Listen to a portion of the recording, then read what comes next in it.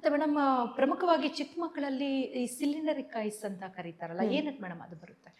Cylindrical power ಅಷ್ಟೇ. ಅದು ಒಂದು ಜೆನೆಟಿಕ್. ಅಂದರೆ ಈಗ ಅಪ್ಪ ಅಮ್ಮಂಗೆ ಕನ್ನಡಕ ಇದ್ದು ಅವ್ರಿಗೂ ಸಿಲಿಂಡರ್ ಪವರ್ ಇದೆ ಅಂದರೆ ಮಗುಗೂ ಸಿಲಿಂಡರ್ ಪವರ್ ಬರೋ ಚಾನ್ಸಸ್ ಇರುತ್ತೆ. ಆ್ಯಂಡ್ ಇನ್ನೊಂದೇನು ಅಂದರೆ ಈಗ ತುಂಬ ಕಣ್ಣುಜ್ಜೋದು, ಅಂದರೆ ಈಗ ಕಣ್ಣಿನಲ್ಲಿ ಅಲರ್ಜಿ ಇರಬಹುದು, ಅಥವಾ ಬೇರೆ ಇವಾಗ ಕಣ್ಣು ಕೆಂಪಾಗುತ್ತೆ, ಕಣ್ಣಲ್ಲಿ ಇರಿಟೇಷನ್ ಇದೆ ಅಂತ ಯಾವಾಗಲೂ ಕಣ್ಣು ಉಜ್ತಾ ಇದ್ದರೆ ಆಗ ಕೂಡ ಈ ಕಣ್ಣಿನ ಕರಿಗುಡ್ಡೆ ಶೇಪಲ್ಲಿ ಚೇಂಜಸ್ ಬಂದು ಸಿಲಿಂಡರ್ ಪವರ್ ಬರಬಹುದು. ಬಟ್ ಅದಕ್ಕೆ ವರಿ ಮಾಡ್ಕೊಳ್ಳೋ ಅಂಥದ್ದು ಏನಿಲ್ಲ, ಅದಕ್ಕೂ ಸಹ ಕನ್ನಡಕದಲ್ಲಿ ಟ್ರೀಟ್ಮೆಂಟ್ ಆಗುತ್ತೆ. ಓಕೆ. ಇನ್ನು ಮೇಡಮ್ ಚಿಕ್ಕ ಮಕ್ಕಳಿಗೆ ಸ್ಕ್ವಿಂಟ್ ಐ ಅಂತ ಬಂದಿರುತ್ತೆ, ಸೊ ಅದಕ್ಕೂ ಸಹ ಚಿಕಿತ್ಸೆ ಇದೆಯಾ? ಬೇಗ ನಾವು ಅದನ್ನ ಗಮನಿಸಿ ಚಿಕಿತ್ಸೆ ಕೊಟ್ಟರೆ ಅದು ಸರಿ ಹೋಗುತ್ತಾ? ಖಂಡಿತ. ಸೊ ಈಗ ನಾವು ಏನು ಸ್ಕ್ವಿಂಟ್ ಐಸ್ ಅಥವಾ ಮೆಳ್ಳುಗಣ್ಣು ಅಂತ ಹೇಳ್ತೀವಲ್ಲ, ಅದು ಚಿಕ್ಕ ವಯಸ್ಸಿಂದ ಬೇರೆ ಬೇರೆ ಕಾರಣಗಳಿಂದ ಬರಬಹುದು. ಒಂದು ಕಣ್ಣಿನ ಸುತ್ತಲೂ ಏನು ಮಸಲ್ಸ್ ಅಂತ ನಾವು ಹೇಳ್ತೀವಿ, ಅದರಲ್ಲಿ ಸ್ವಲ್ಪ ಏರುಪೇರಾದರೆ ಆಗ ಕಣ್ಣಿನಲ್ಲಿ ಸ್ಕ್ವಿಂಟ್ ಬರ್ಬೋದು. ಇನ್ನೊಂದು ಒಂದು ಕಣ್ಣಲ್ಲಿ ನಂಬರ್ ಜಾಸ್ತಿ, ಇನ್ನೊಂದು ಕಣ್ಣಲ್ಲಿ ನಂಬರ್ ಕಮ್ಮಿ ಇದ್ದು ಅದರಿಂದನೂ ಕೂಡ ಸ್ಕ್ವಿಂಟ್ ಆಗಬಹುದು. ಅದು ನಾವು ಬೇಗ ಅದನ್ನು ಕಂಡು ಹಿಡಿದು ಚಿಕಿತ್ಸೆ ಕೊಟ್ಟು ಸರ್ಜರಿ ಅಥವಾ ಕನ್ನಡಕ ಏನೋ ಟ್ರೀಟ್ಮೆಂಟ್ ಏನಿದೆಯೋ ಅದಕ್ಕೆ ಸರಿಯಾಗಿ ನಾವು ಚಿಕಿತ್ಸೆ ಕೊಟ್ಟರೆ ಖಂಡಿತ ಅದು ಸರಿ ಹೋಗುತ್ತೆ. ಮತ್ತೆ ಮೇಡಮ್ ಎಷ್ಟೋ ಜನರಿಗೆ ಏನಂತ ಹೇಳಿದ್ರೆ, ಒಂದು ಕಣ್ಣು ಚಿಕ್ಕದಿರುತ್ತೆ, ಇನ್ನೊಂದು ಕಣ್ಣು ದೊಡ್ಡದಿರುತ್ತೆ, ಸೊ ಎರಡಿಗೂ ಒಂದೇ ಥರ ಪವರ್ ಇರುತ್ತೆ, ಹೇಗೆ ಮೇಡಮ್ ಅದು? ಯೂಶಲಿ ಎಲ್ಲರಿಗೂ ಕಣ್ಣಲ್ಲಿ ಒಂದೇ ಥರ ಪವರ್ ಇರುತ್ತೆ. ಕೆಲವ್ರಿಗೆ ಏನಾಗುತ್ತೆ, ಸ್ವಲ್ಪ ಆ ಕಡೆ ಈ ಕಡೆ ಡಿಫ್ರೆನ್ಸ್ ಆಗುತ್ತೆ. ಅದರಿಂದ ಒಂದು ಕಣ್ಣು ಸ್ವಲ್ಪ ದೊಡ್ಡದು ಕಾಣಿಸ್ಬಹುದು ಆ್ಯಂಡ್ ಇನ್ನೊಂದು ಕಣ್ಣು ಚಿಕ್ಕದು ಕಾಣಿಸ್ಬೋದು. ಅವ್ರು ಎಸ್ಪೆಷಲಿ ಕನ್ನಡಕ ಹಾಕೊಂಡಾಗ ಆ ಥರ ಡಿಫ್ರೆನ್ಸ್ ಜಾಸ್ತಿ ಅನಿಸುತ್ತೆ ನಮಗೆ. ಬಟ್ ಅದರಿಂದ ತೊಂದರೆಗಳೇನಾಗಲ್ಲ, ಅದು ಜಸ್ಟ್ ಕಣ್ಣಿನ ಒಂದು ಬೆಳವಣಿಗೆ ಅಷ್ಟೇ. ನಂಬರ್ ಜಾಸ್ತಿ ಇದ್ದರೆ ಒಂದು ಕಣ್ಣಲ್ಲಿ ಅದು ಸ್ವಲ್ಪ ಉದ್ದ ಇರುತ್ತೆ ಕಣ್ಣು, ಅದು ದೊಡ್ಡದು ಕಾಣಿಸುತ್ತೆ ಅಷ್ಟೇ. ಓಕೆ. ಏನೋ ಮೇಡಮ್ ಇವತ್ತಿನ ದಿನದಲ್ಲಿ ಏನಂತ ಹೇಳಿದ್ರೆ, ಮಕ್ಕಳು ನಾ ಮೊದಲೇ ಹೇಳಿದೆ, ಒಂದು ತಾವು ಹೇಳ್ತಿದ್ದೀವಿ ಸ್ಕ್ರೀನ್ ಜಾಸ್ತಿ ನೋಡಬಾರ್ದು ಅಂತ ಹೇಳಿ. ಸೊ ಎಷ್ಟು ಗಂಟೆಗಳ ಕಾಲ ಮಗು ಸ್ಕ್ರೀನ್ ನೋಡಿದ್ರೆ ಓಕೆ? ಯಾಕೆ ಈ ಪ್ರಶ್ನೆ ಕೇಳ್ತಾ ಇದ್ದೀನಿ ಅಂತ ಹೇಳಿದ್ರೆ, ಮೊಬೈಲೇ ಕೊಡಬಾರ್ದು ಅಂತ ಹೇಳಿದ್ರೆ ಮಕ್ಕಳು ಕೇಳಲ್ಲ ಮೇಡಮ್. ಅಷ್ಟೊಂದು ಹಠ ಮಾಡುವಂಥ ಒಂದು ಮನಸ್ಥಿತಿ ಮಕ್ಕಳಲ್ಲಿ ಇವತ್ತು ಉಂಟಾಗಿದೆ.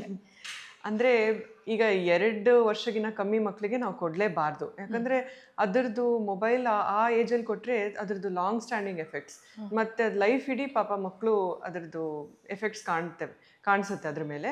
ಸೊ ಅದಕ್ಕೆ ನಾವೇನು ಹೇಳ್ತೀವಿ, ಲೆಸ್ ದೆನ್ 2 ಇಯರ್ಸ್, 2 ವರ್ಷಕ್ಕಿಂತ ಕಮ್ಮಿ ಮಕ್ಕಳಿಗೆ ಮೊಬೈಲ್ ಕೊಡಲೇಬಾರ್ದು. ಅದಾದಮೇಲೆ ನೀವು ಮೊಬೈಲ್ ಕೊಡಿ, ಅಂದರೆ ಅಟ್ ಅ ಟೈಮ್ ಒಂದು ಅರ್ಧ ಗಂಟೆ 20 ನಿಮಿಷ ನೀವು ಅದು ಮಗು ಪಕ್ಕ ಕೂತ್ಕೊಂಡು ಅದಕ್ಕೆ ನೀವು ಫೋನ್ ಆಗಲಿ ಅಥವಾ ಟ್ಯಾಬ್ಲೆಟ್ ಆಗಲಿ ಏನೇ ಕೊಡಬಹುದು. ಆ್ಯಂಡ್ ಆಫ್ಟರ್ ಸರ್ಟನ್ ಇಯರ್ಸ್, ಅಂದರೆ ಒಂದು 5-6 ಇಯರ್ಸ್ ಆದಮೇಲೆ ಸ್ಕೂಲಿಂದ ಆಗಲಿ ಹೋಮ್ವರ್ಕು ಅದು ಇದು ಪ್ರಾಜೆಕ್ಟು ಅಂತೆಲ್ಲ ಶುರು ಆಗುತ್ತಲ್ಲ, ಆವಾಗ ಅವರು ಮೊಬೈಲ್ ಅಥವಾ ಲ್ಯಾಪ್ಟಾಪಲ್ಲಿ ಮಾಡಬೇಕಾಗುತ್ತೆ. ಆವಾಗ ಮೇ ಬಿ 45 ಮಿನಿಟ್ಸ್ 1 ಅವರ್ ತನಕನೂ ನೀವು ಯೂಸ್ ಮಾಡಬಹುದು. ಬಟ್ ಎಷ್ಟಾಗುತ್ತೋ ಅಷ್ಟು ಮಕ್ಕಳನ್ನ ನೀವು ಆಚೆ ಆಟ ಆಡೋಕ್ಕೆ ಬಿಡಿ. ಆ್ಯಂಡ್ ಬಿಕಾಸ್ ಅದು ಕಣ್ಣಿನ ಬೆಳವಣಿಗೆ ತುಂಬ ಒಳ್ಳೆಯದು. ಮಕ್ಕಳು ಆಚೆ ಆಟ ಆಡೋದು, ಸ್ವಲ್ಪ ಸೂರ್ಯನ ಕಿರಣಗಳು ಕಣ್ಣ ಮೇಲೆ ಬೀಳೋದು ಎಲ್ಲ ಕಣ್ಣಿನ ಡೆವಲಪ್ಮೆಂಟ್ ತುಂಬ ಚೆನ್ನಾಗಿ ಆಗುತ್ತಾಗ. ಖಂಡಿತ ಮೇಡಮ್. ಯಾಕಂದ್ರೆ ಒಂದು ಕಾಲದಲ್ಲಿ ಮೊಬೈಲು ಇಲ್ಲ, ಟಿವಿಗಳು ಇಲ್ಲ, ಮಕ್ಕಳು ಹಾಗೆ ಬೆಳೀತಾ ಇದ್ರು. ಆದರೆ ಈ ಕಾಲದಲ್ಲಿ ನಾವು ಅಡಿಕ್ಟ್ ಮಾಡ್ಬಿಟ್ಟಿದೀವಿ. ಪೇರೆಂಟ್ಸ್ ನಮಗೆ ಸುಲಭ ಆಗಬೇಕು, ನಮ್ಮ ಕೆಲಸಗಳಾಗಬೇಕು ಅಂತ ಹೇಳಿ ಒಂದು ಮೊಬೈಲು ಅಥವಾ ಟ್ಯಾಬ್ನ ನಾವು ಮಕ್ಕಳ ಕೈ ಕೊಡುವಂಥ ಕೆಲಸವನ್ನ ಮಾಡಿ ಇವತ್ತು ಮಕ್ಕಳು ಅದಕ್ಕೆ ಅಡಿಕ್ಷನ್ ಆಗಿ ತೊಂದರೆಗಳು ಸಹ ಜಾಸ್ತಿ ಆಗ್ತಾ ಇದೆ. ಮೇಡಮ್, ಇದು ಬಿಟ್ಟು ಅಂದರೆ ಇವೆಲ್ಲ ನಾವು ಸಾಮಾನ್ಯವಾಗಿ ಮೇಲ್ನೋಟಿಗೆ ಕಾಣುವಂಥ ಒಂದು ಕಣ್ಣಿನ ಸಮಸ್ಯೆಗಳ ಬಗ್ಗೆ ಮಾತನಾಡ್ತೀವಿ. ಇನ್ನು ಇದು ಹೊರತಾಗಿ ಬೇರೆ ಬೇರೆ ಯಾವ ರೀತಿಯ ಕಣ್ಣಿನ ಸಮಸ್ಯೆಗಳು ಚಿಕ್ಕ ಮಕ್ಕಳಲ್ಲಿ ಕಾಣಿಸ್ಕೊಳ್ತವೆ? ಚಿಕ್ಕ ಮಕ್ಕಳಲ್ಲೂ ಒಂದೇನು ಅಂದರೆ, ಈ ನಾವು ಯೂಶ್ವಲಿ ದೊಡ್ಡವರಲ್ಲಿ ಪೊರೆ ಬರುತ್ತೆ, ಕ್ಯಾಟ್ರಾಕ್ಟ್ ಅಂತ ನಾವೇನು ಹೇಳ್ತೀವಲ್ಲ, ಅದು ವಯಸ್ಸಾದ್ಮೇಲೆ ಬರುತ್ತೆ ಅಂತ ಎಲ್ಲರೂ ತಿಳ್ಕೊಂಡಿರ್ತಾರೆ. ಅದು ಸಹಜ, ಹೌದು. ಆದರೆ ಚಿಕ್ಕ ಮಕ್ಕಳಲ್ಲೂ ಕೂಡ ಕ್ಯಾಟ್ರಾಕ್ಟ್ ಬರೋ ಸಮಸ್ಯೆಗಳಿರುತ್ತೆ. ಕ್ಯಾಟ್ರಾಕ್ಟ್ ಈಗ ವಯಸ್ಸಾದವ್ರಿಗೆ ಯಾವ ಥರ ಕ್ಯಾಟ್ರಾಕ್ಟ್ ಬರುತ್ತೋ ಅದೇ ಥರ ಚಿಕ್ಕ ಮಕ್ಕಳಲ್ಲೂ ಬರಬಹುದು.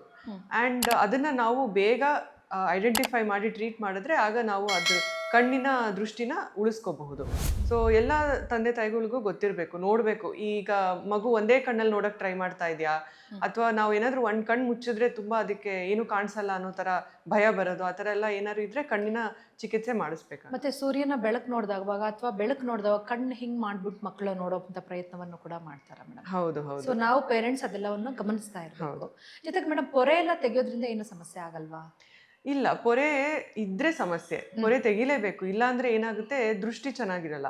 ಪೊರೆ ಅಡ್ಡ ಇರೋದ್ರಿಂದ ನಮಗೆ ಏನು ಲೈಟ್ ನಾವೇನು ನೋಡಬೇಕು ಅಂತ ಇರ್ತೀವಲ್ಲ ಅದು ಸರಿಯಾಗಿ ನಮ್ಮ ಬ್ರೈನ್ ತನಕ ತಲುಪಲ್ಲ ಅದು. ಸೊ ನಮಗದು ಕಾಣಿಸ್ತಾ ಇರಲ್ಲ ಸರಿಯಾಗಿ. ಆ ಥರನೇ ಬಿಟ್ಬಿಟ್ರೆ ಏನಾಗುತ್ತೆ, ಆ ಕಣ್ಣಲ್ಲಿ ಪರ್ಮನೆಂಟ್ಲಿ ದೃಷ್ಟಿ ಕಮ್ಮಿ ಆಗಿಬಿಡುತ್ತೆ. ಆಮೇಲೆ ನಾವು ಏನೇ ಚಿಕಿತ್ಸೆ ಮಾಡಿದ್ರೂ ಏನೂ ಪ್ರಯೋಜನ ಆಗಲ್ಲ. ಸೊ ಎಷ್ಟು ಬೇಗ ಆಗುತ್ತೋ ಅಷ್ಟು ಬೇಗ ಪೊರೆ ತೆಗೆಸಿ ಅದಕ್ಕೆ ಲೆನ್ಸ್ ಕೂರಿಸೋದು, ಅಥವಾ ಮಕ್ಕಳಲ್ಲಿ ನಾವು ತುಂಬ ಚಿಕ್ಕ ಮಕ್ಕಳಲ್ಲಿ ಇಮಿಡಿಯೇಟ್ಲಿ ಕಣ್ಣು ಒಳಗಡೆ ಲೆನ್ಸ್ ಕೂರಿಸ್ಲಿಕ್ಕೆ ಆಗಲ್ಲ. ಸೊ ನಾವೇನು ಮಾಡ್ತೀವಿ, ಕನ್ನಡಕ ಅಥವಾ ಕಾಂಟ್ಯಾಕ್ಟ್ ಲೆನ್ಸ್ ಕೊಡ್ತೀವಿ. ಅದನ್ನು ಸ್ವಲ್ಪ ದಿವಸ ಉಪಯೋಗಿಸಿ ಕಣ್ಣು ಬೆಳವಣಿಗೆ ಸ್ವಲ್ಪ ಆದಮೇಲೆ ಲೆನ್ಸ್ ಕೂರಿಸ್ಬೋದು. ಮೇಡಮ್ ಮತ್ತೆ ಈಗ ಮಕ್ಕಳಲ್ಲಿ ನಿದ್ರಾಹೀನತೆ ಒಂದು ಕಾಡ್ತಾ ಇದೆ. ನಿದ್ದೆ ಕಡಿಮೆ ಆಯಿತು ಅಂತ ಹೇಳಿದ್ರೆ ಕಣ್ಣಿಗೆ ಸಮಸ್ಯೆ ಆಗುತ್ತಾ? ಹೌದು. ಈಗ ನಿದ್ರೆ ಯಾಕೆ ಕಮ್ಮಿ ಆಗ್ತಾ ಇದೆ ಅಂದರೆ ಬಿಕಾಸ್ ತುಂಬ ಸ್ಕ್ರೀನ್ಸ್ ನೋಡೋದ್ರಿಂದ. ಸೊ ತುಂಬ ಅವರು ಈಗ ನಾವು ಎಷ್ಟೊಂದು ಜನ ಮಕ್ಕಳಲ್ಲಿ ನೋಡ್ತೀವಿ ದಟ್ ಮಲ್ಕೊಳ್ಳೋಕೆ ಮುಂಚೆನೂ ಅವರು ಮೊಬೈಲಲ್ಲಿ ಗೇಮ್ಸ್ ಆಡೋದು ಅಥವಾ ಮೊಬೈಲಲ್ಲಿ ಏನೋ ಸ್ಕ್ರೋಲ್ ಮಾಡಿ ರೀಲ್ಸ್ ನೋಡೋದು ಎಲ್ಲ ಮಾಡ್ತಾರೆ ಮಕ್ಕಳು. ಅದರಿಂದ ಏನಾಗುತ್ತೆ, ಅವ್ರ ಬ್ರೈನ್ ತುಂಬ ಆ್ಯಕ್ಟಿವ್ ಆಗಿರುತ್ತೆ.